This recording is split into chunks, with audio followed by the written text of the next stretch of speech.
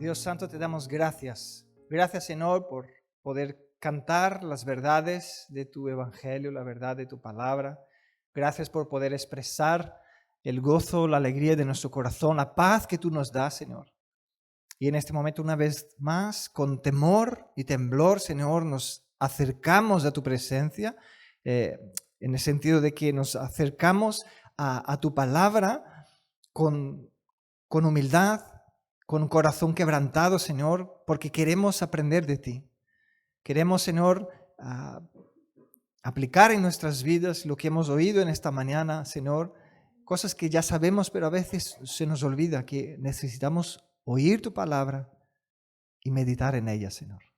Dar tiempo para que podamos escucharte hablar, porque tú nos hablas, pero nuestro problema es que muchas veces, Señor, salimos corriendo para todo lo que tenemos que hacer, el afán de la vida, y no damos tiempo para nosotros mismos para que podamos escucharte hablar. Y te damos gracias, Señor, porque podemos hacer esto cada domingo, meditar, profundizar en tus verdades, en la verdad que es Cristo. Y pedimos una vez más en esta mañana, Señor, habla nuestro corazón. Firma, Señor, fundamenta nuestra fe. Trae, Señor, seguridad a nuestro corazón sobre tu amor, sobre tu fidelidad, sobre tu justicia, Señor. En el nombre de Jesucristo pedimos, Señor, ayúdanos a tener un firme fundamento en Cristo Jesús, para que nuestra fe sea firme, para que nuestra vida deje de ser inestable, Señor, con altibajos, sino que vayamos cada vez más creciendo y siendo, Señor, transformados, y así siendo, Señor, cada vez más instrumentos en tus manos para tu gloria, Señor. No porque seremos perfectos, sino porque estamos siendo perfeccionados por ti, y a través de tu obra en nosotros se ve tu poder obrando en nuestra debilidad, Señor. Por eso te pedimos y te damos gracias, Padre. Amén. Amén. Bueno, hoy el texto está fundado, o tiene como base Juan 19:30. ¿Qué dice Juan 19:30? Es justo la secuencia de lo que vimos la semana pasada, ¿no? Que Cristo dijo que tenía sed y le dieron vinagre para beber. Y fijaros que Jesús dice, versículo 30, cuando Jesús hubo tomado el vinagre, dijo, consumado es. Cuando Jesús hubo tomado el vinagre, dijo, consumado es. Y habiendo inclinado la cabeza, entregó su espíritu. Pero quiero detenerme con vosotros en el consumado es. Porque en los últimos estudios, ¿no? Nosotros hemos estado profundizando en las últimas predicaciones, ¿no? Hemos estado profundizando en la tragedia de la cruz, en los dolores, en la aflicción, en lo duro, en lo difícil que fue la cruz de Cristo, lo doloroso que fue, ¿no? Las palabras de Cristo en la cruz que demostraban su dolor, pero ahora, hoy, vamos a hablar de su triunfo. Cuando Cristo declaró, Dios mío, ¿por qué me has desamparado?, oímos este grito del Señor y sus palabras diciendo, tengo sed. Escuchamos su grito de lamentación. Ahora cae sobre nuestros oídos este grito de victoria, de júbilo. ¿Ya te ha pasado a ti? Tenías algo muy duro por hacer, un trabajo muy difícil, una tarea que te dieron muy complicada. Pero tú permaneciste, perseveraste y luego llegaste al final pudiendo decir, lo he acabado. Es este el momento que Cristo está. Cuando Él declaró, consumado es. Es una palabra de victoria.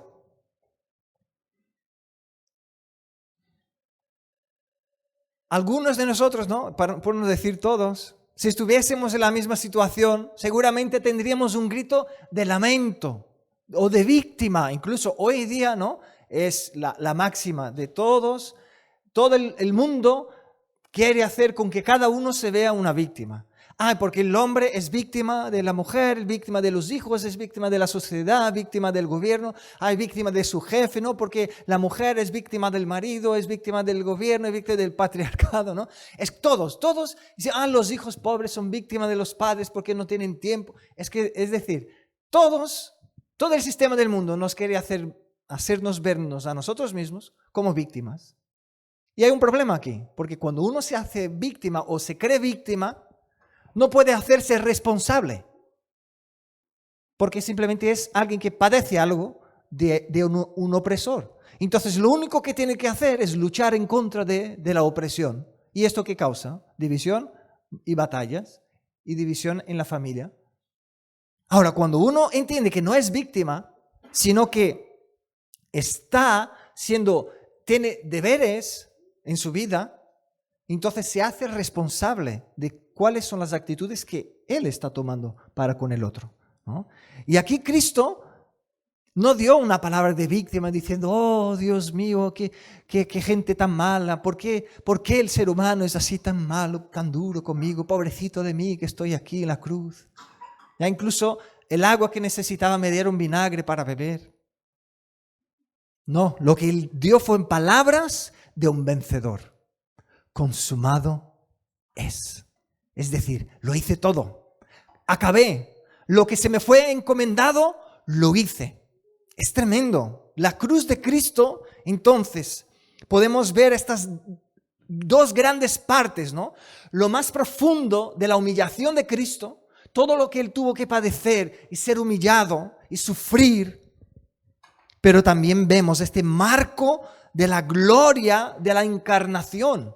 Porque Cristo vino al mundo justo para cumplir y hacer todo esto, lo que estaba marcado y declarado por el Padre. Y esto es la base de nuestra salvación. Cuando Él dijo, consumado es, fíjate que los griegos, los antiguos, ¿no?, se jactaban de ser capaces de decir muchas cosas con pocas palabras. Entonces ellos hacían como peleas entre ellos o batallas, ¿no?, competencias. A ver, ¿quién es que puede explicar lo máximo de cosas con pocas palabras, ¿no? Lo que decían era, para dar un mar de materia era tan solo una gota de lenguaje. Interesante, ¿no? Y esto era considerado por ellos como la perfección de la oratoria. Ahora, lo que ellos buscaban se encuentra aquí en Cristo. Fíjate. Estando ahí en la cruz, Él dijo, consumado es. Y con esto estaba diciendo un montón de cosas. En estas pequeñas dos palabras, ¿no?, que incluso en el original parece que es solo una palabra. Y dice, todo está hecho. Y vamos a meditar y vamos a profundizar en esto, ¿no?, lo que significa. Porque no es más, aunque sea solo una palabra en el original, ¿no?, y para nosotros es dos en castellano, en esta palabra está envuelto todo el Evangelio, toda la obra de expiación de Cristo, la redención de Cristo, la salvación, la justicia de Dios, la ira de Dios, la gracia de Dios, el amor de Dios, la bondad de Dios. Hay un conjunto de cosas que están aquí, la suma de toda alegría y el espíritu de todo consuelo divino a aquel que cree. En primer lugar, ¿qué podemos ver aquí? Que en Cristo, en este punto cuando Él dijo consumado es porque Él estaba diciéndonos, se cumplieron todas las profecías, todo lo que fue declarado. Consumado es. Ahora, siglos antes fue declarado muchas palabras, porque nosotros hemos visto profecías sobre el momento que Él estaba en la cruz, ¿no? Pero ahora quiero hablar sobre profecías hablando sobre Cristo, ¿no? Por ejemplo, en Génesis 3:15, ¿no?, cuando Él habla sobre la mujer, sobre la serpiente, ¿no?, incluso, Él va dando la sentencia a cada uno. Pero luego Él dijo, la simiente de la mujer. ¿De qué simiente estaba hablando? De Cristo. Anunciaba que Él nacería o nacería de una virgen. Esto está profetizado también en Isaías 7:14. Luego habla que él debía ser de la simiente de Abraham, Génesis 22:18. Luego que él debía ser un descendiente directo de David y que él debía ser nombrado antes de nacer, que nacería en Belén y que saldría de Egipto.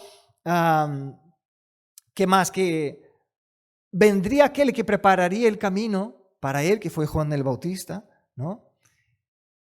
Incluso dijo que en Isaías 35 que el Mesías aparecería. Dice así: entonces los ojos de los ciegos serán abiertos y los oídos de los sordos se abrirán. Entonces el cojo saltará como un ciervo y cantará la lengua del mudo, porque aguas serán cavadas en el desierto y torrentes en la soledad.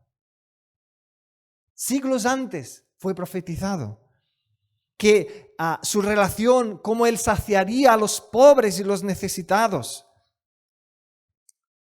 que él no tendría donde reclinar su cabeza, que él debería hablar por parábolas, que él calmaría tempestades, que él tendría la entrada triunfal en Jerusalén, que su persona debería ser rechazada y despreciada, que lo mirarían a él como aquel que no tiene apariencia, le despreciarían. En los otros domingos vimos, ¿no?, como el cuadro completo de la crucifixión, ¿no?, como el Señor declaró las cosas que sucederían. Y la última profecía de todas las que se cumplieron fue que Él encomendó su espíritu en las manos del Padre. Él gritó: tengo sed. Y después de que se dieron vinagre y hiel, Él dijo que estaba cumplido todo. Y entonces declaró esto: consumado es, porque todo se cumplió. Qué tremendo, ¿no? Ahora, si pensamos en esto, para ellos que recibieron todas estas profecías, podría parecer un poco alegórico, ¿no? Decir, va a nacer de una virgen. ¿Y esto cómo puede? Esto seguro es una figura de lenguaje que Dios está usando, ¿no? Yo me imagino como judío escuchando las profecías sobre Cristo. Ellos no sabían aún si era literal o si era una figura de lenguaje. Va a entrar montado en un burrito en Jerusalén. Bueno, ¿por qué un rey entraría así? ¿Será que es esto? ¿Será que el Señor está queriendo, ¿no?, traer una figura de lenguaje para que podamos entender algún concepto más espiritual? ¿Y por qué yo os digo esto? Porque todas las profecías de Cristo se cumplieron tal y cual estaban en la palabra. Entonces, ¿cuál es la seguridad que nos da sobre ello? Primero, que la palabra de Dios es fiel. Se cumple. Segundo, tenemos un montón de profecías hablando sobre el futuro, el final de los tiempos, que todos estaremos delante del trono de Dios. Y profecías que hablan de cosas que para nosotros algunos cuestionan, a ver si esto es literal, ¿será que será de verdad así? ¿O será que es solo una alegoría, solo que es una figura de lenguaje? Hoy en día se cuestiona esto en el sentido, no si es verdad o no, sino que ¿será que es literal? ¿Es lo que va a pasar de manera literal? ¿O será que es alegórico? ¿Será que Dios dio una figura de lenguaje? Pero aquí, si miramos al Antiguo Testamento, pasó justo tal cual estaba escrito en la palabra. Aunque para ellos podría parecer algo raro. Como que el rey viene y la gente lo va a despreciar. No, nosotros no lo vamos a querer. Parece locura las cosas que el Señor anuncia que Él escribió en la historia, que así serán. Pero está en Apocalipsis como Él determinó que será el final. Y aquí nadie puede tocar en esto. Es decir, ¿ya imagináis? Bueno, lamentablemente yo ya he visto, pero no debería ser así, ¿no? Que un cristiano esté orando para que el anticristo no se levante. ¿Ya imagináis? Porque la Biblia dice que él se levantará. Entonces, cuando yo oro, Señor, que no se levante el anticristo, ¿qué estoy orando? Que no se cumpla tu palabra. Es que no tiene sentido. Si Él dijo que se levantará, se levantará. A nosotros nos guste o no, es lo que sucederá. Entonces, ¿cuál es la seguridad que nos da esto? Que podamos confiar en la palabra y decir, Señor, tú dijiste que estaría con nosotros todos los días hasta el final de los siglos. Entonces, aunque se levante el anticristo, porque ya está escrito que se levantará, estoy confiado en ti, Señor. Mi esperanza está en ti. Mi esperanza no está en el gobierno, en los gobiernos, ni el gobierno mundial, ni el global. mi esperanza está en ti. Que aunque me puedan perseguir, que aunque me puedan quitar la vida ni la muerte me puede separar de ti, de tu amor que está en Cristo Jesús. Y esta es la confianza que nos da, porque como Cristo cumplió toda la profecía que fue hecha sobre Él, que el Señor también cumplirá cada una de sus profecías que están escritas para el futuro. Entonces puedes tú mirar al futuro con esperanza y con confianza en el Señor. Cosas que la gente que no tiene a Cristo no puede hacer.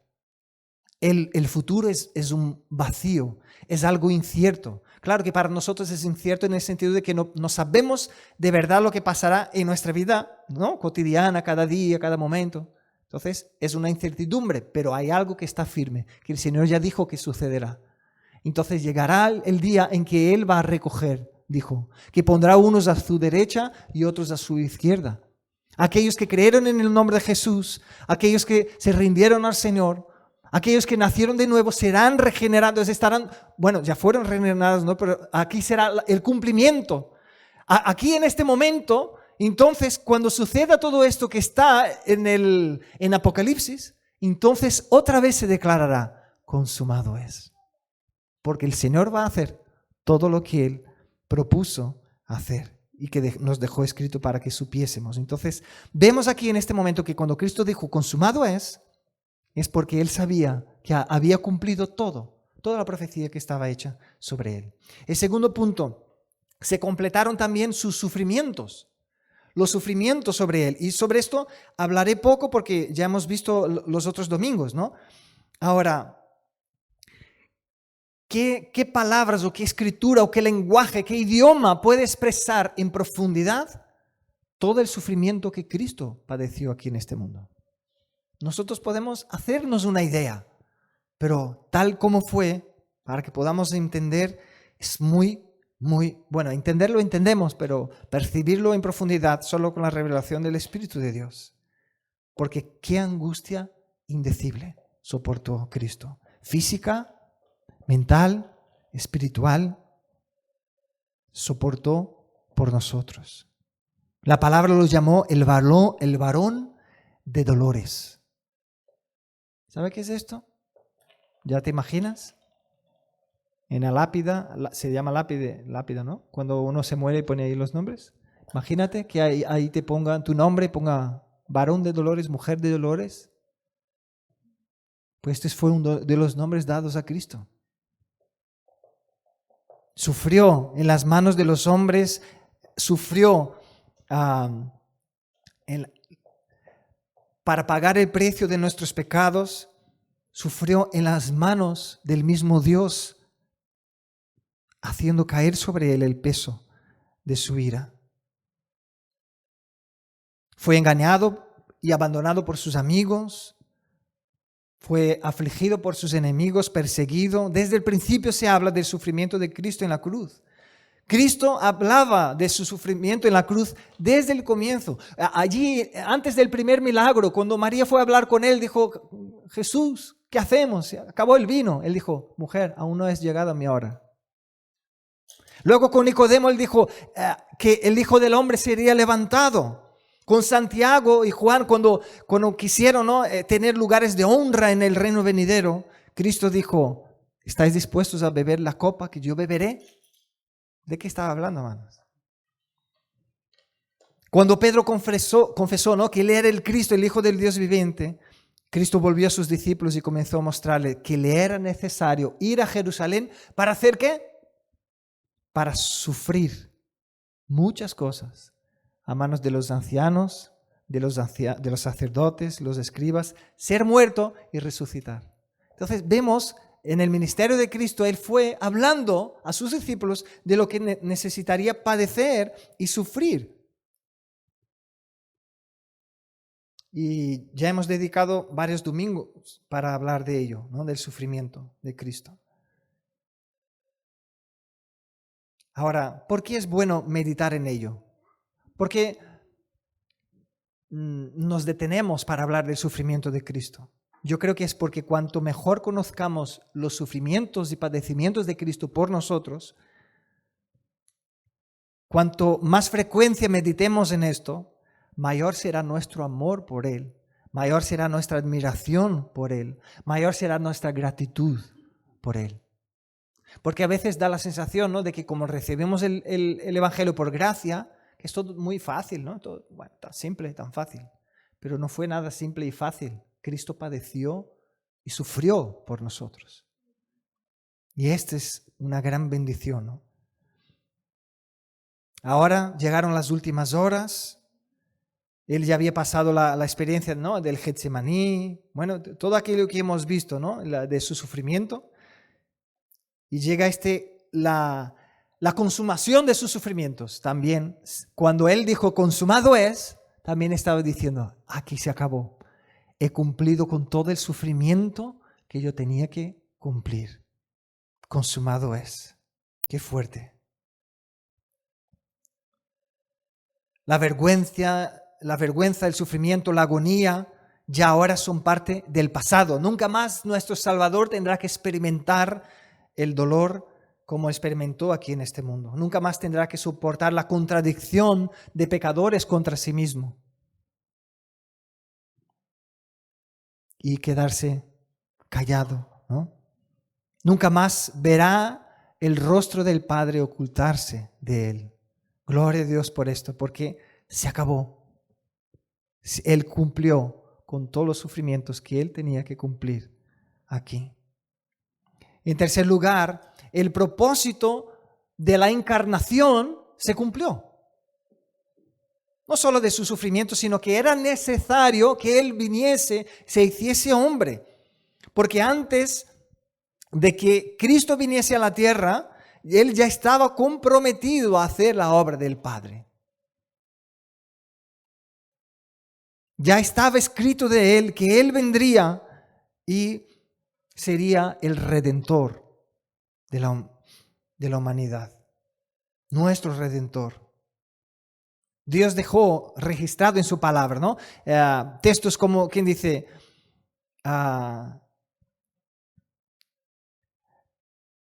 Juan 5:36 dice, mas yo tengo mayor testimonio que el de Juan, porque las obras que el Padre me dio para que las cumpliese, las mismas obras yo hago.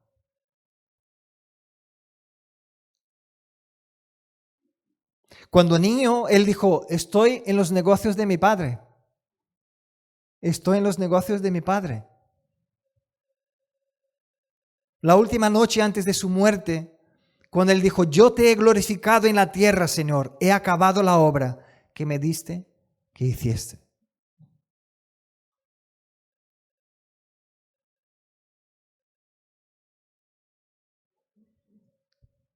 Una vez más, pensad, hermanos, meditad en las últimas palabras que una persona puede pronunciar o en las palabras que pronuncia en los últimos momentos de su vida.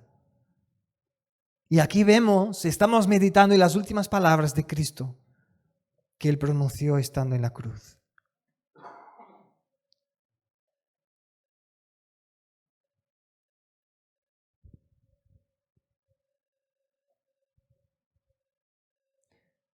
¿Cuánta gente hoy, si les anunciamos el Evangelio y les decimos la verdad sobre el Evangelio, estarían dispuestas a pagar el sacrificio y a hacer el sacrificio de negarse a sí mismo, de tomar su cruz y seguir a Cristo?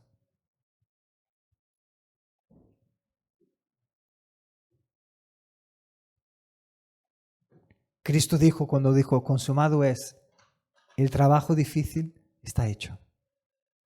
Ya no hay nada que añadir. Se ha alcanzado el objetivo de la encarnación. Él tuvo que venir como hombre. El triunfo gozoso se basa en que Él ha visto su ardua y costosa obra culminada.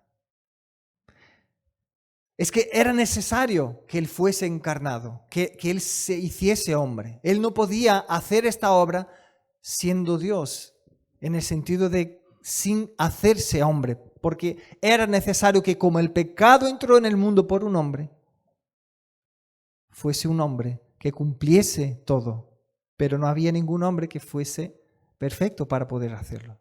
Entonces era necesario que Él se encarnase. Y cuando Él declaró, consumado es, Él estaba diciendo, el propósito de la encarnación, el propósito de que yo me hice hombre, yo viví como hombre, estuve entre los hombres como hombre, fue cumplido. Ya está hecho. Hechos capítulo 2, versículo 23 dice, entregado por el consejo determinante y anticipado conocimiento de Dios. Es lo que yo os acabo de decir. Era necesario que Él fuese hecho hombre, porque Dios lo determinó así. Es cierto que los reyes de la tierra se pusieron de pie y los príncipes se juntaron contra el Señor y contra su Cristo. Sin embargo, no fue sino solo para hacer la voluntad de Dios, que Dios había determinado. Y esto está en Hechos capítulo 4, versículo 28. Ahora, porque Él es el Altísimo, la voluntad secreta de Dios nunca sería frustrada. Porque Él es supremo, el consejo de Dios permanece para siempre en Él. Y porque Él es el Todopoderoso, el propósito de Dios no puede ser derrocado jamás. Entonces aquí Cristo estaba cumpliendo todo el propósito de la encarnación. Y una y otra vez las Escrituras insisten que nadie puede hacer frente a la voluntad de Dios. Vamos a mirar 7 pasajes que nos hablan sobre esto, para que seamos conscientes de ello. ¿Qué significa esto? Que cuando Dios va a hacer algo y se propone hacer algo, el ser humano puede intentar hacer lo que sea para que no se cumpla. Igual que este ejemplo que yo di, ¿no? Ay, Señor, que el anticristo no se levante, ¿no? O que no seamos perseguidos por ser cristianos. Es que será así porque Dios dijo que sería así. Entonces, nadie puede cambiar esto. Entonces, miremos, Job 23:13 dice, pero si Él determina una cosa, ¿quién lo hará cambiar? Su alma deseó e hizo. Job 42:2 dice, yo conozco que todo lo puedes y que no hay pensamiento que se esconda de ti. Salmo 115:3 dice, pero nuestro Dios está en los cielos, lo ha hecho todo lo que Él ha complacido. Proverbios 21:31 dice, no hay sabiduría, ni entendimiento, ni consejo contra el Señor. Isaías 14:27 dice, porque el Señor de los ejércitos ha determinado, ¿y quién invalidará? Y su mano extendida, ¿quién la hará tornar? Isaías 46:9 y 10 dice, acordaos de las cosas anteriores ya pasadas, porque yo soy Dios y no hay ningún otro. Yo soy Dios y no hay ningún otro. No hay otro como yo. Anuncio lo por venir desde el principio y desde la antigüedad lo que aún no era hecho, diciendo, mi consejo permanecerá y haré todo lo que yo quiero. Y el último versículo está en Daniel 4:35, dice, y todos los habitantes de la tierra son considerados como nada. Y Él hace según su voluntad en el ejército del cielo y en los habitantes de la tierra, y no hay quien detenga su mano y le diga, ¿qué haces? Entonces, amados, este grito triunfante de Cristo en la cruz, consumado es, podemos ver que Él estaba declarando, se cumplió. Lo que el Padre dijo, se cumplió. Nadie podía evitarlo, nadie podía cambiarlo. ¿Os acordáis cuando Pedro intentó hacerlo? ¿Cuál fue la reacción de Cristo? El mismo Pedro que había dicho, tú eres el Cristo, el Hijo de Dios viviente. Y dijo, bien dicho, te lo ha revelado ni carne ni sangre, sino el Padre, ¿no? Y luego Cristo dijo que tenía que padecer y que morir. Y Pedro dijo, no, Señor. ¿Qué estaba haciendo Pedro? Sin saberlo, estaba intentando ir en contra de lo que Dios ya había propuesto que haría. Y entonces Cristo le dijo, apártate de mí, Satanás. Vete lejos, porque no entiendes lo que estás diciendo. Mi Padre ya determinó lo que yo tendría que hacer. ¿Y quién eres tú para ahora querer cambiar la historia? ¿No? Fijaros, cuando Cristo dijo, consumado es, Él estaba diciendo, ¿no? Y nos haciendo ver que al final de los tiempos, cuando todo termine, cuando el propósito de Dios haya sido plenamente consumado, otra vez el Señor hará el consejo de su voluntad. Entonces quiero cerrar este tercer punto con un texto que nos muestra de manera como la encarnación de Dios de Cristo, ¿no? Cumplió su propósito de Dios Hijo. Está en Filipenses 2, de 5 a 11, es un texto muy conocido, ¿no? Que dice, haya pues en vosotros este mismo sentir que hubo también en Cristo Jesús, el cual siendo en forma de Dios no estimó el ser igual a Dios como cosa que aferrarse, sino que, ¿qué hizo Cristo? Se despojó a sí mismo, tomando forma de siervo, hecho semejante a los hombres. Es decir, se encarnó, vino y nació como hombre.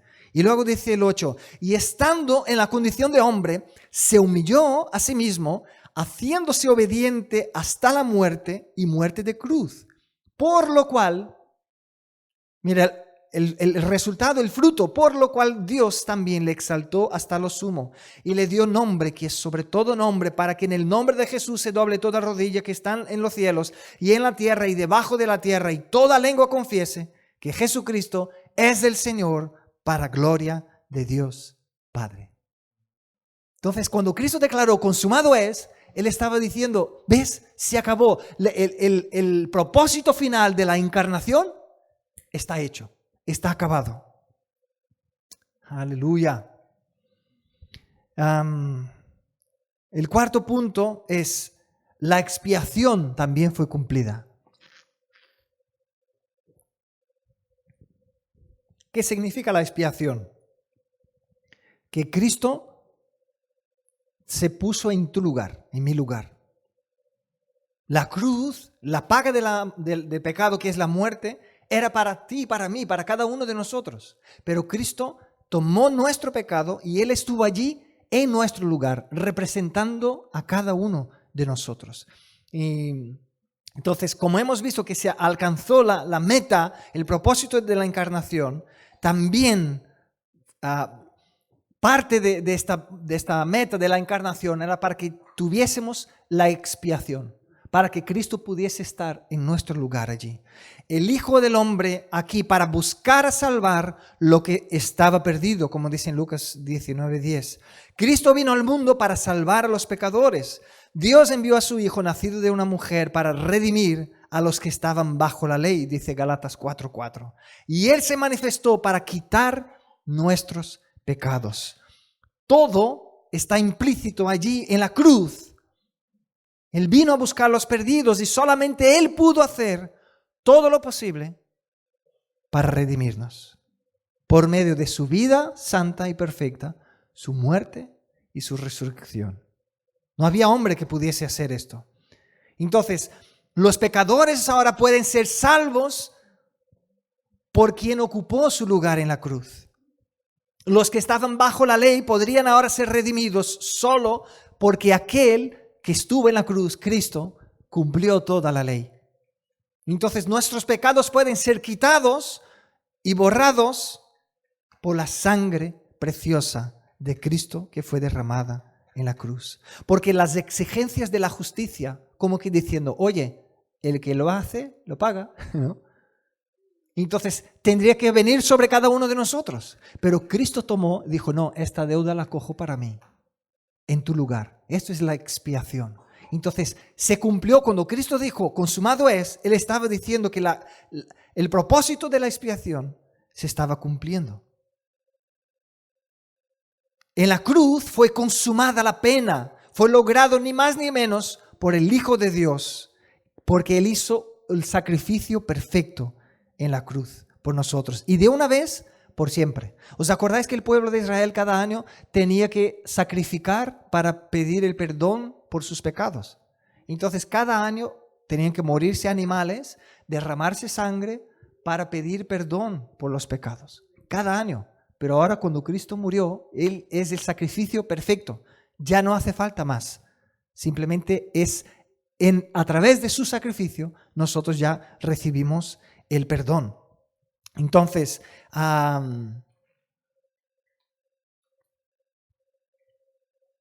podemos decir que un refugio de la tormenta del juicio divino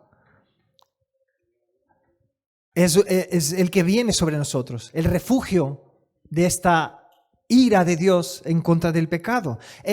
Igual que pasó con Noé, ¿no? El arca de Noé es un tipo de Cristo, porque Noé con su familia estaba ahí dentro y ellos estaban protegidos de toda la ira de Dios que vino sobre la humanidad y que destruyó a aquellos que no tenían un pacto con el Señor. La palabra lo llama el amado del Padre. ¿Os acordáis de Abraham cuando fue a sacrificar a Isaac, a su hijo? ¿Qué pasó allí? Dios no lo permitió y dijo, proveyó un cordero. Allí, el cordero, este cordero era Cristo anunciado. Murió el cordero en el lugar de Isaac. Cuando ellos pasaron la sangre en Egipto, porque Dios dijo, pasará el ángel de la muerte, aquel que tenga la sangre pasada en las puertas, el ángel no entrará, se salvará. Esta es ahí un tipo de la sangre de Jesús, que fue derramada por nosotros para salvarnos a nosotros. Y cada familia tenía que matar un cordero, que Cristo es el cordero que nos vino a rescatar. Entonces, esta es la expiación que Cristo hizo por nosotros.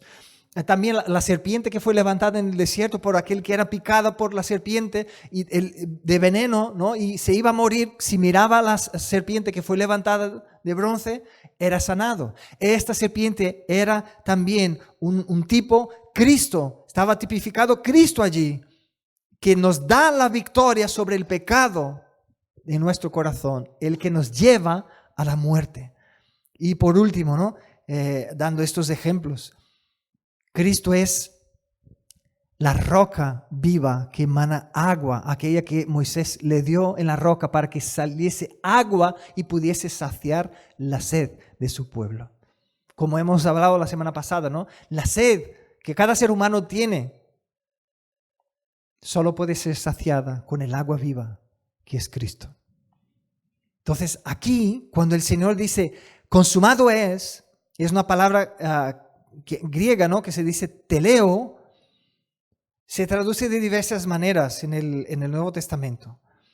Y si miramos las diferentes representaciones de esta palabra en otros versículos, podemos discernir un poquito más, en más plenitud, el significado de esta palabra. En Mateo 11:1 dice, cuando Jesús terminó de dar instrucciones a sus 12 discípulos, se fue de allí. ¿Ves? Este terminó es la misma palabra, teleo, consumado es.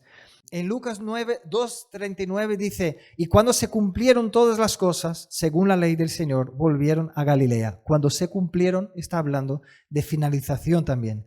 Y en Lucas 18:31 dice, todas las cosas que fueron escritas por los profetas acerca del Hijo se cumplieron. Consumado es, ¿no? Todas estas palabras. Entonces, ponemos todos estos significados juntos, aprendemos el alcance de estas palabras de Cristo en la cruz. Consumado es. Es decir, Él hizo el final del conflicto, el final del problema. Él pagó completamente, Él realizó, Él logró, Él acabó lo que había empezado. Fue totalmente pago el precio de nuestro pecado. Entonces Él pagó por nuestra redención.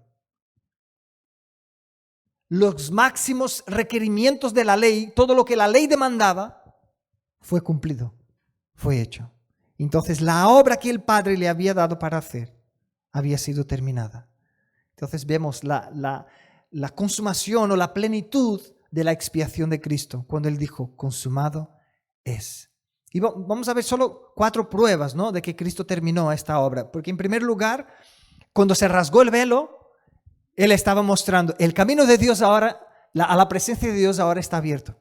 Ahora hay un camino, ya se acabó la separación que había entre los hombres y Dios. Segundo lugar, en la resurrección de Cristo, demuestra que Dios había aceptado su sacrificio.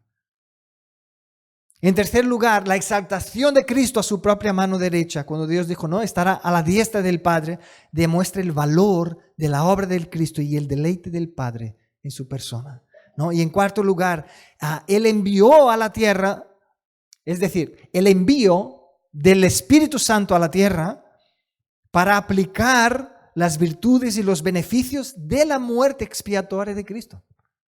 Es decir, si el sacrificio de Cristo no hubiese sido completo y perfecto, nosotros no podíamos recibir al Espíritu Santo de Dios y ser morada de Dios, porque Dios no podía morar y habitar en pecadores. Pero como Cristo pagó, Él fue la expiación nuestra, Él nos sustituyó, entonces ahora sí. Entonces, el mismo hecho de que Él envió a su Espíritu y Él puede morar en nosotros y trabaja y obra en nosotros, nos lleva al nuevo nacimiento y nos santifica cada día, demuestra que la expiación fue completa, perfecta. La obra de la expiación. ¿Cuál es el valor que esto tiene para nosotros, hermanos? En primer lugar, para un pecador, una persona que no conoce a Dios, que vive alejada de Dios, esto es las buenas nuevas de salvación, dice la palabra. Es las buenas nuevas de salvación. Es entender que ahora hay un camino para llegar hasta Dios. Y para el creyente es conocer que la obra expiatoria de Cristo hizo todo lo que nosotros no podríamos hacer. Es decir, no hay nada que podamos hacer nosotros ahora para intentar complementar la obra de Cristo, sino que ya está hecha, ya está completa, su obra está acabada. De esto vamos a meditar un poquito más en el siguiente punto, que dice que aquí vemos el pago final de nuestros pecados.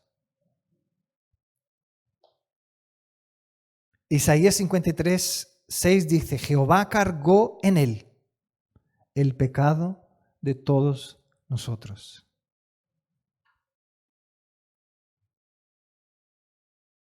Entonces, si Dios puso mis iniquidades en Cristo, ya no son mías.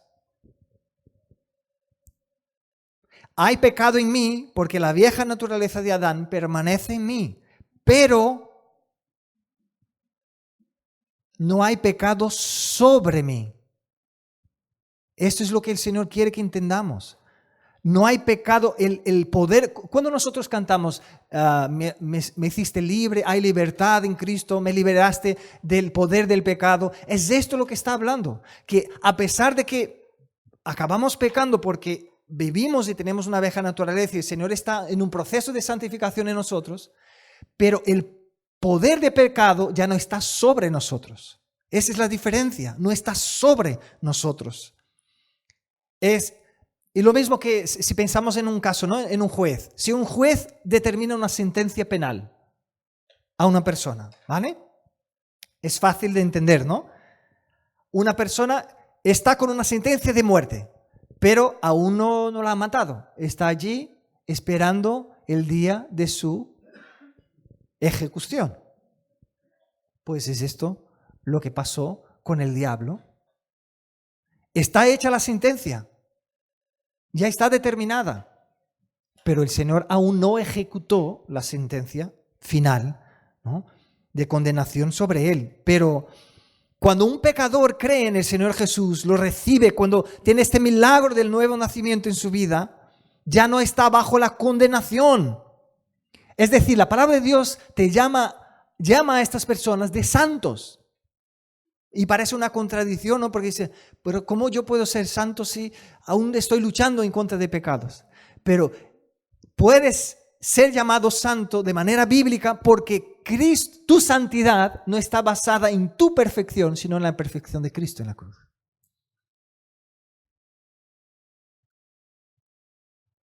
Porque el pecado le fue adjudicado a Cristo, fue entregado a Cristo en nuestro lugar. Porque Él llevó nuestros pecados sobre el madero, que dice en 1 Pedro 2:24. Entonces la culpa, la condenación, la pena de nuestros pecados fue trasladada a Cristo. como nuestro sustituto. Entonces, esta preciosa verdad, hermanos, fue ilustrada en el Antiguo Testamento de diferentes maneras, de muchísimas maneras. Una de ellas, quería recordar con vosotros, es una historia que habla en Levítico 16 de las 2 cabras. Porque, ¿qué tenían que hacer ellos? Ellos tenían que coger 2 cabras, donde una de ellas la mataban, cogían la sangre de ella y la esparcían en el tabernáculo, en el santo lugar, en el santísimo lugar, una representación de la sangre de Cristo que fue ofrecido como sacrificio para satisfacer las demandas de la justicia delante de Dios, la santidad de Dios. Ahora, en segundo lugar, la segunda cabra dice que el Aarón, el sumo sacerdote, ¿no?, ponía su mano sobre la cabeza de ella, la que estaba viva, y es como diciendo, representa aquí, él como representante de toda nación, está echando sobre ella los pecados de la nación, porque él decía, Señor,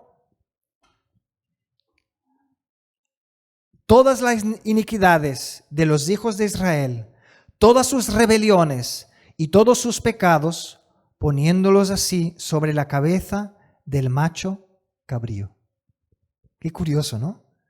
Y entonces así eran como se transferidos los pecados a este animal y lo echaban al desierto. Es como quien diciendo, mira, así también el Hijo pasa con el Hijo de Dios, tomó sobre sí nuestros pecados y los llevó lejos de nosotros a una tierra desolada, donde ya no se le podía reconocer ni tomar en cuenta, ¿no? Y no destruir a todos nosotros por nuestros pecados, sino que apartando los pecados y el poder que el pecado tenía de nosotros. Gloria a Dios por estos, amados. Vemos el pago final de nuestras deudas para con el Señor, cuando Cristo dijo, consumado es. Podemos decir entonces que la cruz de Cristo es la tumba del poder de nuestros pecados. Qué tremendo. Qué gloria poder ser libres de nuestros pecados. Y cuando Cristo dijo, consumado es, Él estaba diciendo esto, ya pagué todos vuestros pecados. El punto 6, vemos que la ley fue cumplida, porque Romanos 7:12 dice, la ley es santa y el mandamiento santo, justo y bueno. Ahora, no hay ningún hombre que podía completar toda la ley. No hay ningún hombre que podía cumplir toda la ley. Entonces, como había la culpa sobre nosotros, éramos culpables por los pecados que cometemos, por nuestra condición de pecadores. Ningún hombre podía mantenerse en santidad perfecta, pero era necesario que se cumpliese la ley para que pudiésemos ser rescatados. Entonces, Cristo se mantiene firme, fiel, se hace hombre para poder honrar la ley, para magnificar la ley dada por Dios. Hay personas que dicen, bueno, no te preocupes de los mandamientos ni del Antiguo Testamento, porque esto es la época de la ley. Ahora nosotros estamos en la gracia.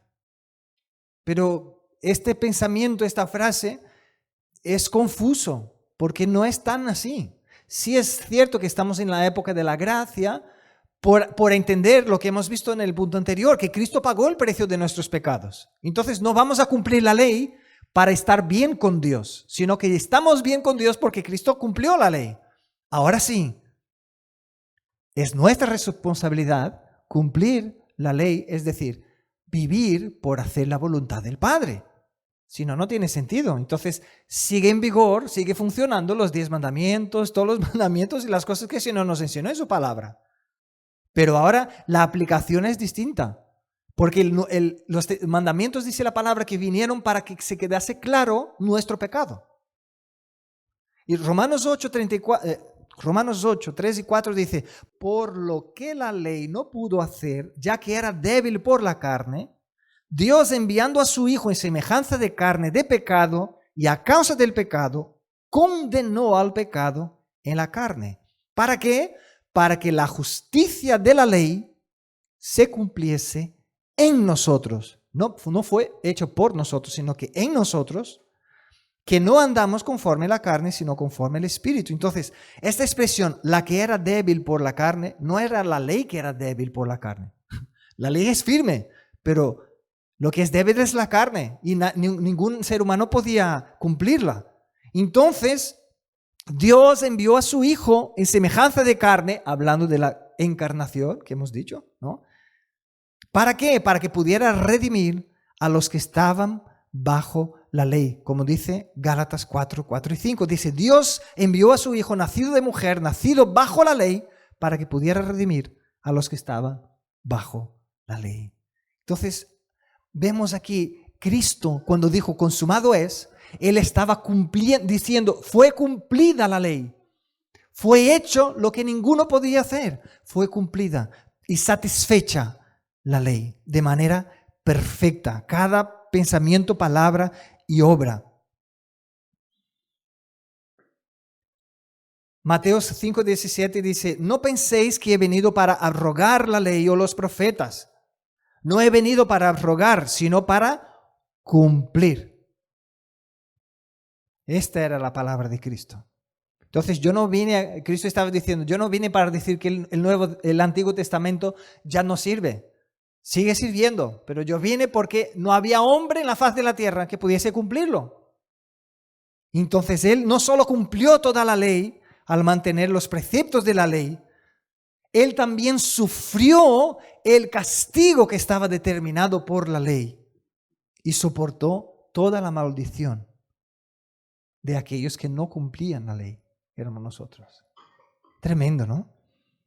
Entonces el hombre había quebrantado y tomado el hombre quebrantando la ley de Dios necesitaba que alguien se hiciese cargo de su pena, que pagase la sentencia que estaba sobre él. Y Cristo hizo esto, Cristo se quebrantó, tomó nuestro lugar, recibió la justa sentencia y recibió el castigo soportando nuestra maldición sobre él y satisfaciendo todas las demandas de la ley. Entonces, cuando Cristo dijo, consumado es, Él está diciendo, la ley está cumplida. Y acabamos este punto leyendo Gálatas 3:13 que dice, Cristo nos redimió de la maldición de la ley, hecho por nosotros maldición. Solo uno más. Romanos 10:4 dice, porque Cristo es el fin de la ley para justicia a todo aquel que cree, porque no estáis bajo la ley, sino bajo la gracia. Entonces, claro, esto significa que ya que Cristo cumplió, es el fin de la ley, se acabó la ley. No, es que es el cumplimiento. Este fin significa cumplimiento. Él cumplió, Él hizo, consumado es. Aleluya. Entonces somos libres. La carga, el peso, hermanos, de aquellos que conocemos a muchas personas que viven una religión, una religiosidad en sus vidas, sin saber qué será de su mañana. Ellos viven pensando, yo tengo que hacer esto porque no sé si Dios se enfada conmigo, me va a enviar al infierno, yo tengo que hacer, a ver si Dios se apiada de mí. Yo hago todo lo que está escrito aquí, lo que me dicen, pero ¿sabré yo si al final de todo Dios no va a cambiar de idea y me va a echar al infierno? No, él no tiene seguridad de su salvación. Lo que la palabra nos habla es de una seguridad de la salvación que Dios nos da, porque la seguridad está en las obras de Cristo, no están en nuestras. Entonces ahora tú puedes servir al Señor diciendo, Señor, gracias por Cristo. Cuando tú vuelvas y yo esté en el trono delante de ti y que tú digas, ahora, ¿por qué puedes entrar aquí en el cielo? No estaré aquí buscando, Señor, y ahora, Señor, yo creo que tenía algo que podía. No, vamos a decir, fue por Él, fue por Cristo, fue por Él. Ahora, el Señor también nos va a decir, siervo bueno y fiel. ¿Por qué? Porque Él nos ha dado responsabilidades para vivir en concordancia, en coherencia con su salvación sobre nosotros. Porque de nada sirve que diga, mira, es que Cristo murió por mí, entonces por eso yo tengo salvación. Pero ¿y dónde están los frutos de la obra de Cristo en tu corazón? ¿Dónde están los frutos de la obra del Espíritu en ti? ¿Dónde están? Por eso Cristo a algunos dijo, apartaos de mí. Él dijo que dirá, ¿no? Apartaos de mí, hacedores de maldad. No os conozco. Porque el ser humano tiene la capacidad de decir cosas bonitas, cosas buenas, incluso de decir la verdad sin que su corazón esté en ella. Y fíjate que, ¿qué es lo que estos hombres presentaron delante del Señor? No, porque en tu nombre hicimos esto, en tu nombre hicimos el otro. Incluso estaban exaltando el nombre de Cristo, ¿no? En tu nombre hicimos esto, en tu nombre hicimos el otro. Y Cristo dijo, apartaos de mí, hacedores de maldad. Porque no os dais cuenta que estáis intentando anular el sacrificio que yo hice en la cruz. Porque yo pagué todo esto. Lo que estáis haciendo, yo ya lo hice. Entonces, ¿por qué estáis aquí? ¿Me entendéis? Ellos estaban intentando decir, mira las obras que hice. Mira, Señor. Y Cristo dijo, no, mira las obras que yo hice. Entonces yo no os conozco porque estáis intentando hacer una obra mejor que la mía. Es que sin darnos cuenta, a veces uno puede vivir la vida así, sin entender que la ley fue cumplida por Cristo. Y nuestra salvación está en que Él cumplió y ahora estamos bajo la gracia. Y por último, amados, y ya termino. Satanás fue vencido. Satanás fue vencido. Y lo vemos esto por la fe. La cruz tiró por tierra el poder del diablo. Ahora, en las apariencias humanas parecía que el diablo estaba como victorioso, ¿no? Cristo ahí en la cruz, el Hijo de Dios en la cruz. Mira que como parecía una victoria para el reino de las tinieblas, ¿no? Fuésemos a hacer una película del bien contra el mal, ¿no? Y en la cruz, en el momento de la cruz, el que no sabe la resurrección, ¿no? Puede mirar y decir, se acabó. El mal venció y ahí ya se acabó, ¿no? Pero nosotros que sabemos lo que pasó después, ¿no? Que Cristo murió, pero resucitó. Ahora, no solo en la resurrección, sino cuando Él declaró consumado es, Él ya estaba diciendo, ya está, lo vencí, porque era lo que era necesario hacer para vencer al poder del enemigo sobre el ser humano. Entonces, este fue el mayor momento de triunfo de Cristo en la cruz. Y estando en la cruz, ¿no? Es decir, en vista en la cruz, Cristo declaró, ahora es el juicio de este mundo. Ahora el príncipe de este mundo será echado fuera. Ahora uno puede decir, pero el diablo sigue ahí, ¿no? Haciendo cosas, ¿no? El diablo sigue atormentando, sigue trayendo problemas, aflicciones, sigue tentándonos. Entonces, ¿qué pasó? ¿Dónde está la victoria? ¿No? Entonces, acordaos del juez que ya dio la sentencia, pero aún no ejecutó. Y es esto lo que pasa. El diablo ya sabe su fin. El diablo ya sabe la sentencia que está puesta sobre él, pero aún no fue ejecutada, porque solo Dios sabe cuándo será. Entonces, para el cristiano, el diablo tiene que ser visto como un enemigo vencido. No por el cual vamos a menospreciar, porque dijo, no, a ver, atentos, porque el diablo anda alrededor como un león rugiente. No es un león, pero es como, él se disfraza para ponernos miedo. Pero él dijo, sujetaos a Dios y resistid al diablo. ¿Y cuál es la promesa, hermanos? Él huirá de vosotros.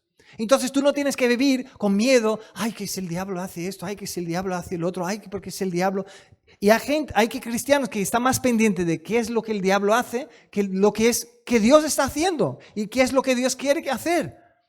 Entonces el Señor venció allí. En Hebreos 2:14 dice, por su muerte pudo Él destruir al que tenía el imperio de la muerte, esto es, al diablo. Y dice que los creyentes, Colosenses 1:13, librados de la potestad de las tinieblas, fuimos trasladados al reino de su amado Hijo. Entonces Satanás debe ser tratado así como un enemigo derrotado y que no tiene ningún reclamo legítimo. Él nos engaña para hacernos pensar que Él tiene derecho de reclamarnos cosas. porque nos hace mirar a nosotros, a nuestras debilidades, a nuestros pecados y a estar enfocados en nosotros mismos. Pero cuando hacemos, nos olvidamos de Cristo, nos alejamos de Cristo. Entonces una y otra vez necesitamos volver a Cristo y decir: no, diablo mentiroso, tú ya estás derrotado, Cristo ya te venció en la cruz, entonces yo me sujeto a la voluntad del Padre, quiero vivir la voluntad del Padre, pero yo te resisto, no acepto lo que tú me digas. Aleluya. Entonces ahora tenemos el poder de Dios obrando en nosotros para hacer la buena voluntad de Dios y podemos vivir de esta manera. Someternos a Dios y resistir al diablo, porque la promesa es que Él huirá de nosotros. Aleluya. Gloria a Dios, hermanos. Gloria a Dios. Consumado es. Aquí estaba esta respuesta final y triunfal de Cristo en la cruz. A la furia del hombre, de la enemistad de Satanás también. Y se habla de esta perfecta obra de Cristo, que se reúne el pecado ante el juicio, como diciendo: todo se terminó tal como Dios quiso que sucediera. Igual que los profetas habían predicho, igual el ceremonial del Antiguo Testamento y de tantas cosas en el Antiguo Testamento. Tal como la santidad de Dios exigió, igual que los pecadores necesitaban. Consumado es. Ponte de pie, vamos a orar.